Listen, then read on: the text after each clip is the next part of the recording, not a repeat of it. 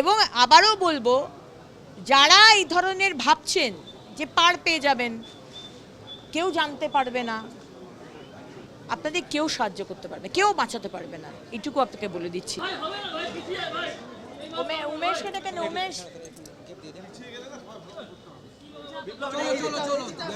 উমেশ কোথায় গেল?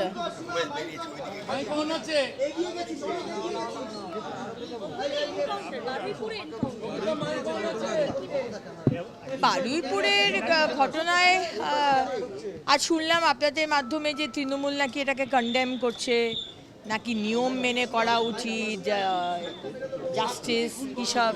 হ্যাঁ,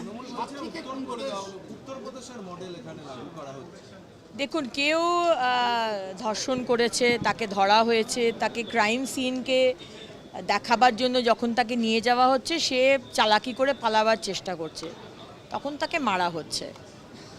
মানে এইটাকে সমর্থন করছে বা তৃণমূল, মানে যে বাচ্চা মেয়েটাকে, 11 বছরের মেয়েটিকে, যাকে মাথা থেকে পা অবধি আমি জানি না কতগুলো স্টিচর পড়েছে, ওর ঠোঁটটা ঝুলছিল, ওকে কামড়ে কামড়ে সারা দেহ ওকে কামড়ে শেষ করে দিয়েছে, কি যন্ত্রণা দিয়ে ওর মৃত্যু হয়েছে।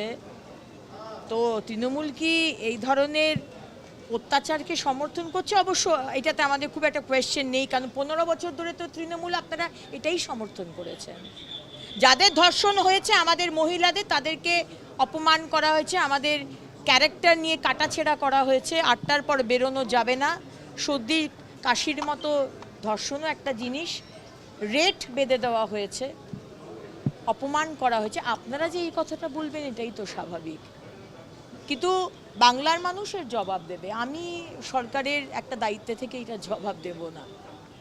এবং আবারও বলবো, যারা এই ধরনের ভাবছেন যে পার পেয়ে যাবেন, কেউ জানতে পারবে না, আপনাদের কেউ সাহায্য করতে পারবে, কেউ বাঁচাতে পারবে না, এটুকু আপনাকে বলে দিচ্ছি।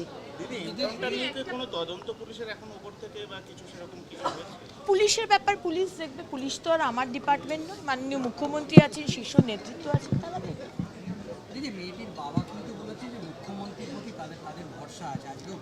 একদমই, আমি গতকাল আমরা যখন গেছিলাম, বাবা বারবার বলেছেন আমাদের সম্পূর্ণ ভরসা মুখ্যমন্ত্রীর ওপর, আমাদের গ্রামের সম্পূর্ণ ভরসা মুখ্যমন্ত্রীর ওপর।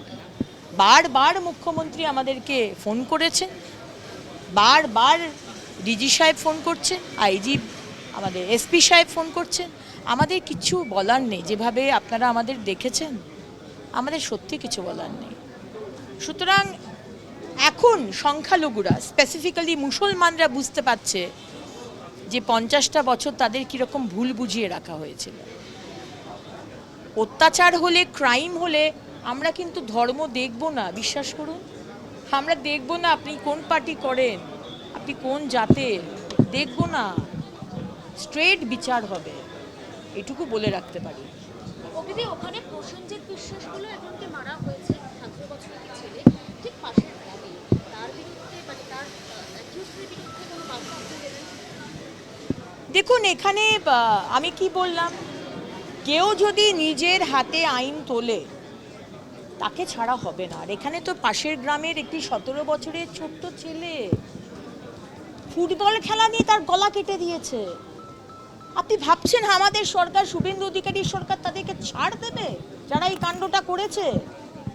বারুইপুরের রেপে যারা যারা পুলিশকে মেরেছে, পুলিশের গাড়িকে আগুন জ্বালিয়েছে, ভাঙচুর করেছে, সেই 200 জনের নাম পুলিশের কাছে এসেছে, মাননীয় মুখ্যমন্ত্রীর কাছে এসেছে, কাউকে ছাড়া হবে না।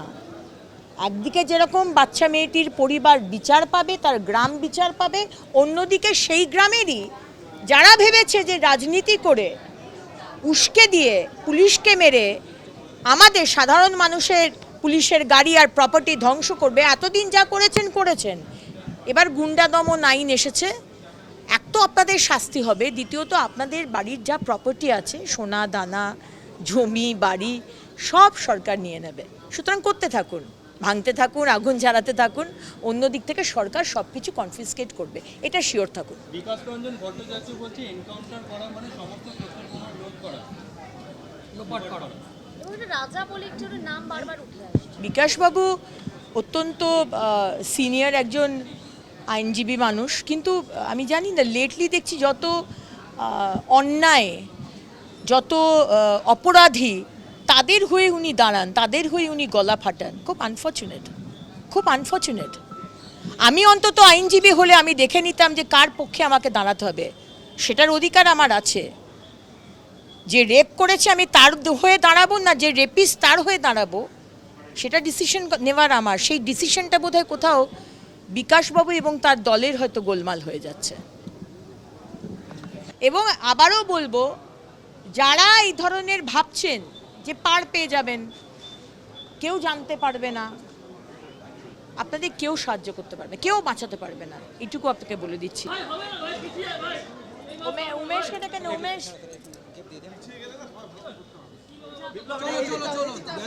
উমেশ কোথায় গেল?